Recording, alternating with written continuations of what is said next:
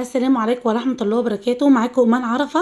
إن شاء الله النهاردة أقدم لكم الكنافة بالمانجا. طريقة سهلة جدا وبسيطة، ما فيهاش أي صعوبة، وكمان مش هتحتاج منك أي مجهود. طريقة سهلة جدا وبسيطة، وبجد هتندمي جدا لو ضيعتي موسم المانجا وما جربتيش الكنافة بالمانجا. طريقة يا جماعة رهيبة جدا، طعمها حكاية بجد وهم. تابعوا معايا النهارده التفاصيل كلها، وطبعا الفيديو معايا للنهايه عشان تعرفوا كل التفاصيل اللي انا قدمت بيها الكنافه بالمانجا، وان شاء الله تظبط معاكي من اول مره، وطعمها هيعجبك وهيبهرك ان شاء الله من اول مره.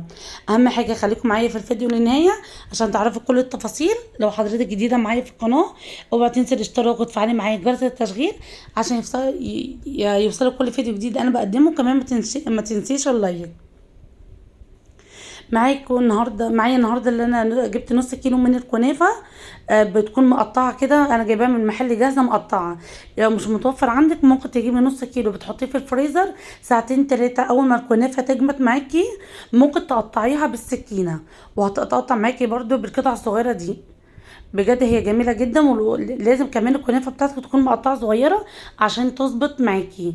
النص كيلو من الكنافه خد معايا كوبايه من السمنه السايحه ومعلقتين من السكر البودر، وبضيف السمنه، وبحاول ان انا ادخل الكنافه كلها في السمنه، وبعد كده اضيف السكر وادخل برده الكنافه في السكر لغايه ما الاحظ ان الكنافه خلاص كل قطعه كنافه خدت السمنه بتاعتها المظبوطه والسكر.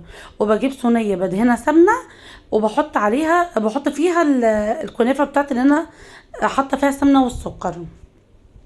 طبعا ما تنسيش قبل ما تعملي اي حاجه لازم تشغلي الفرن بتاعك عشان يسخن معاكي على درجه نار متوسطه. وبعد كده انا جبت صينيه مقاس اصغر من اللي انا حاطه فيها الكنافه، قعدت اضغط عليها عشان بعد كده لما تيجي تقطعيها القطعه الكنافه تطلع معاكي مظبوط.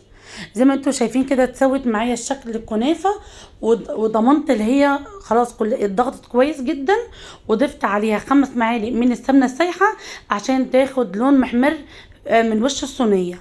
وبعد كده هبدا ان انا اظبط النار الفرن بتاعتي على 180، وهبدا ان انا ادخل الصينيه بتاعتي لغايه ما تحمر من الجوانب. هبدا ان انا اشغل الشوايه عشان تاخد اللون في وش الصينيه.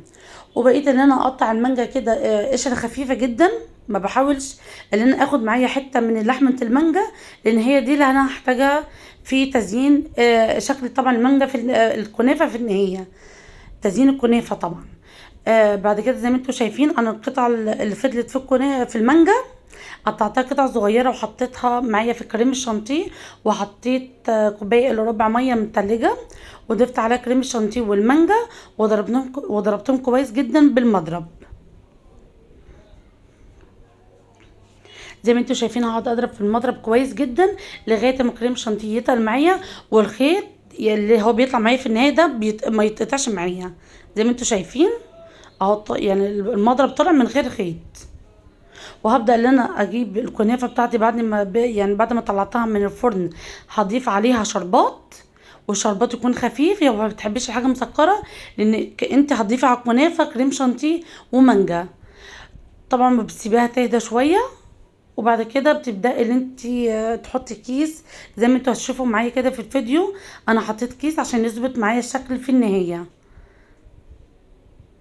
يوم مش حابه طبعا تحطي كيس مفيش اي مشكله، بس انا حبيت ان انا اعمل الحركه دي عشان ان انا اقدر اصور بيها الفيديو.